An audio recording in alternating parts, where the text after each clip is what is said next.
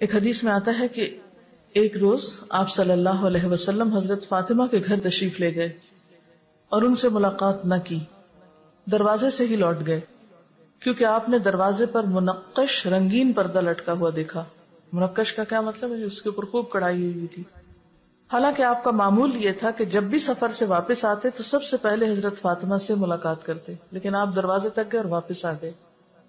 اس حدیث کے راوی عبداللہ بن عمر کہتے ہیں کہ جب حضرت علی رضی اللہ تعالیٰ عنہ گھر آئے اور فاطمہ کو غمگین اور پریشان دیکھا تو پریشانی کا سبب پوچھا۔ حضرت فاطمہ نے بتایا کہ آپ ہمارے یہاں آئے اور دروازے ہی سے لوٹ گئے، اندر نہیں آئے۔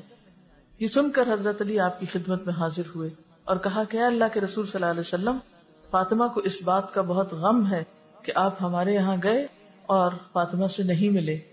تو آپ نے فرمایا، مجھے دنیا سے کیا دلچسپی، مجھے رنگین منقش پردوں سے کیا مطلب۔ حضرت علی حضرت فاطمہ کے پاس گئے اور آپ نے جو کچھ فرمایا تھا وہ حضرت فاطمہ کو بتا دیا۔ حضرت فاطمہ نے حضرت علی سے کہا کہ جائیے اللہ کے رسول صلی اللہ علیہ وسلم سے پوچھئے کہ وہ مجھے اس پردے کے بارے میں کیا حکم دیتے ہیں۔ تو آپ نے حضرت علی سے فرمایا کہ جاؤ فاطمہ سے کہو کہ اس پردے کو فلاں کے گھر بھیج دیں، یعنی پیغمبر کا گھر یا پیغمبر کی اولاد کا گھر ایسا نہیں ہونا چاہیے، کیونکہ آپ دنیا کے لیے ایک مثال بھی تھے۔ اگر آپ اور آپ کا گھرانہ ایسی چیزیں استعمال کرتا تو باقی سب لوگ اس سے کہیں آگے بڑھ جاتے۔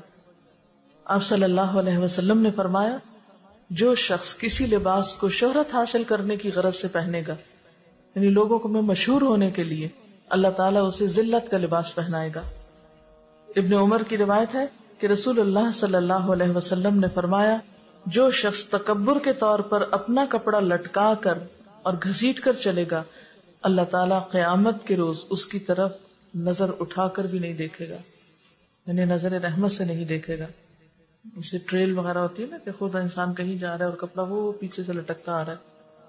حضرت عائشہ رضی اللہ تعالیٰ عنہا سے روایت ہے کہ ہمارے ہاں ایک پردہ ہوا کرتا تھا، اس پر ایک پرندے کی تصویر بنی ہوئی تھی۔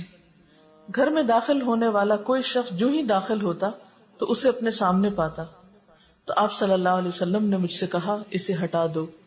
میں جب بھی گھر میں داخل ہوتے ہوئے اسے دیکھتا ہوں میرا دھیان دنیا کی طرف چلا جاتا ہے۔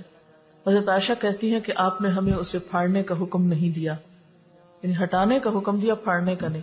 یعنی ایسی کوئی چیز ہو تو اسے کسی اور کام میں استعمال کیا جا سکتا ہے کہ جہاں انسان اپنے مقصد سے غافل نہ ہو یا عبادت سے غافل نہ ہو۔